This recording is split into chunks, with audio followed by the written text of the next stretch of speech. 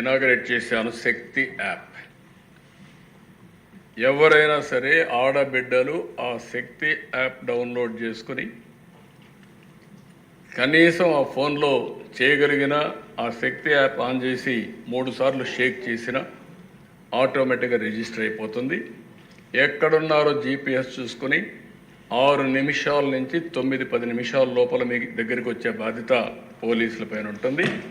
ఒకసారి కంప్లైంట్ చేసిన తర్వాత ఆ అమ్మాయికి ఏమైనా జరిగినా మా పోలీసులు రెస్పాండ్ కాకపోయినా బాధ్యత తీసుకునే అవకాశం పోలీసుల పైన ఉంటుంది. ఎందుకంటే ఒకసారి టెక్నాలజీలో రిజిస్టర్ అయిన తర్వాత రేపు క్రైమ్ రిజిస్టర్ అయినప్పుడు మీ ఫెయిల్యూర్ కూడా రిజిస్టర్ అవుతుంది. జాగ్రత్తగా ఉండమని మా పోలీసులు కూడా చెప్తున్నా.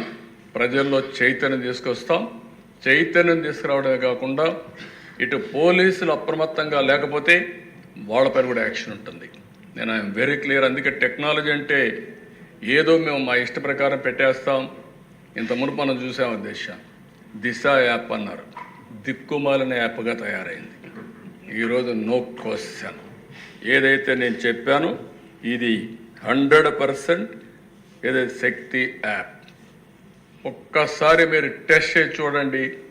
ఎవడైనా ఆకతాయితనంతో బిహేవ్ చేయాలని మీరు చేసి చూడండి. ఆడబిడ్డలు శక్తి యాప్ ద్వారా అప్రోచ్ కండి. అప్రోచ్ అయిన తర్వాత 100% యాక్షన్ తీసుకునే బాధ్యత ఈ ప్రభుత్వం అని చెప్పి మరొకసారి తెలియజేసుకుంటారు. అవేర్నెస్ రావడానికి ఎమ్మెల్యేస్ కూడా మాట్లాడండి.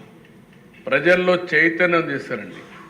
మీరు ఒక విషయం గుర్తుపెట్టుకోవాలి, ఎప్పుడు కూడా చట్టం ఉంటుంది, లేకపోతే అనేక చర్యలు ఉంటాయి.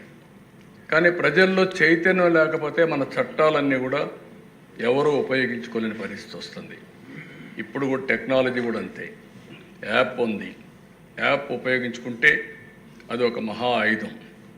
ఆ శక్తి యాప్ను ఉపయోగించుకోకపోతే మళ్ళీ యాజ్ ఇట్ ఈజ్గా జరిగే పరిస్థితి వస్తుంది. అందుకే ప్రతి ఒక్క ఆడబిడ్డని ఎడ్యుకేట్ చేయండి. ఆడబిడ్డకు రక్షణగా శక్తి యాప్ ఉంటుంది.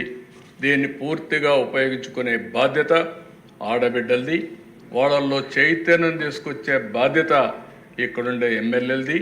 మీ కాన్స్టిట్యున్సీలు ఎక్కడైనా ఉపయోగించుకోకపోతే ఫస్ట్ నేను ఎమ్మెల్యేని అడుగుతాను, ఎందుకు మీరు చెప్పలేకపోయారని. మీరు అక్కడ కార్యకర్తలు ఉంటారు, 3 పార్టీలు కలిసి ఇంటింటికి చెప్పండి. అవసరమైతే కొన్ని పాంప్లైట్స్ వేయండి. ఒక్క క్రైమ్ జరిగితే అప్పుడు చూడండి.